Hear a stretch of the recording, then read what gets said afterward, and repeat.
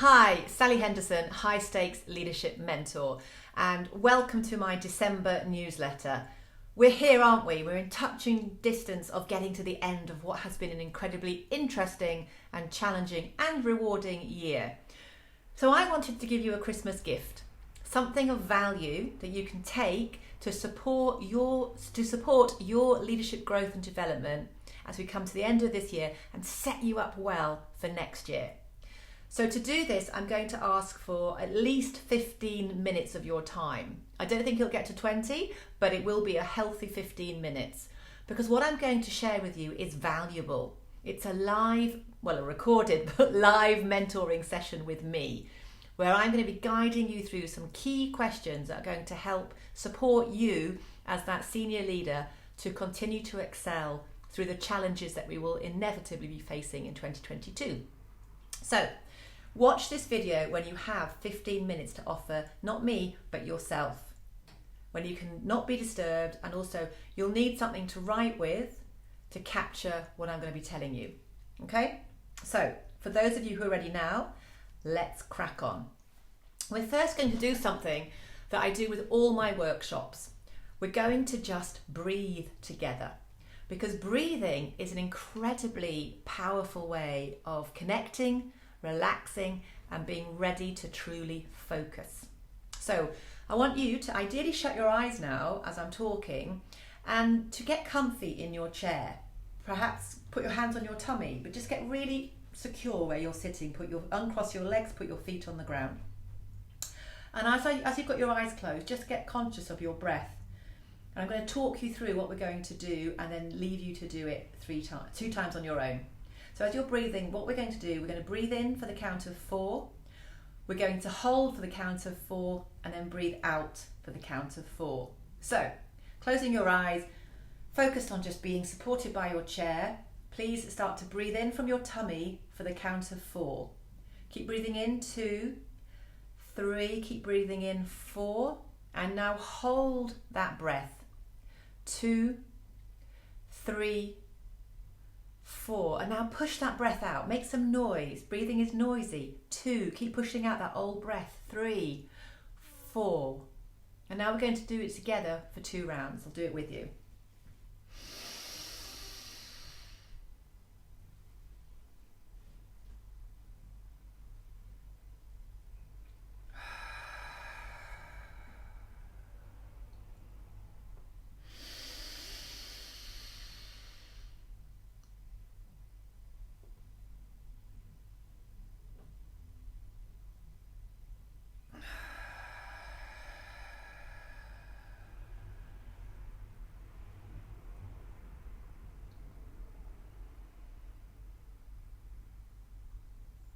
Now, do you notice how different you feel? I certainly feel calmer, more focused, and like I've just come down into my body.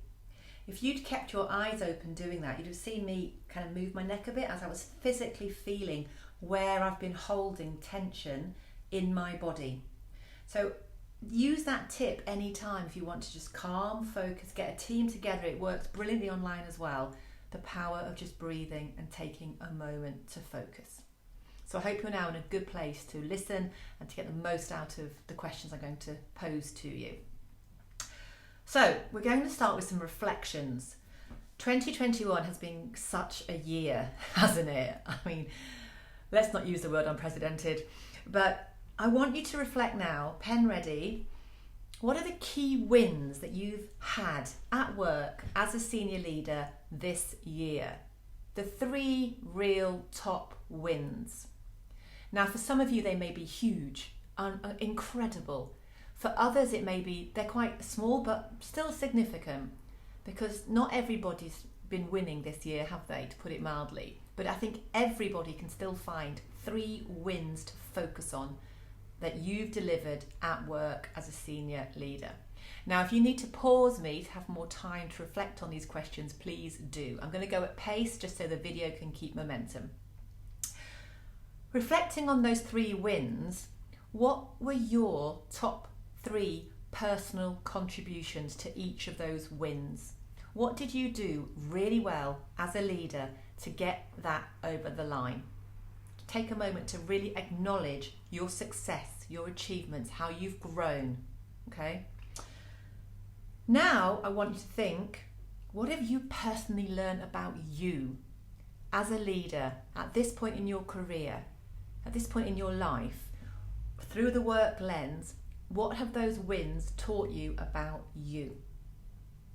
And finally, if we had the power of a magic wand and go back in time, despite the fact you won, would you do anything differently now knowing what you know that you didn't know before? Okay, so just reflect on those questions. Now, it's always nice to start positive, especially in the current climate, but every yang's got its yin and vice versa. So I now want you to be reflecting on the key challenges that you've faced at work as a senior leader or a senior leadership team.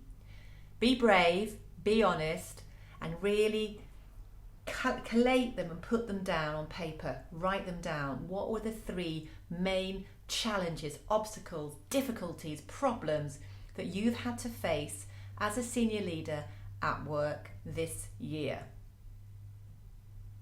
Okay? Now, bravery, honesty, vulnerability. What were your personal contributions to the said problems and challenges? Was there anything you did or didn't do as a senior leader that made the challenge more of a challenge, or held it in challenge before it switched to opportunity for longer than it perhaps needed to? Because we can all learn, not just from our positives, but from what we're doing differently next time. And what lessons did you learn from when things weren't going well with hindsight? What did you learn?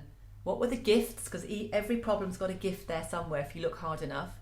What are the benefits, the learnings that you can take away, that you can use next year to support you no matter what's chucked at us?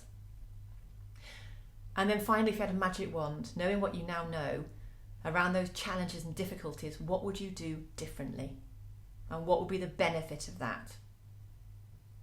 Okay, so let's go now into future mode. We're thinking about 2022. Your specific leadership.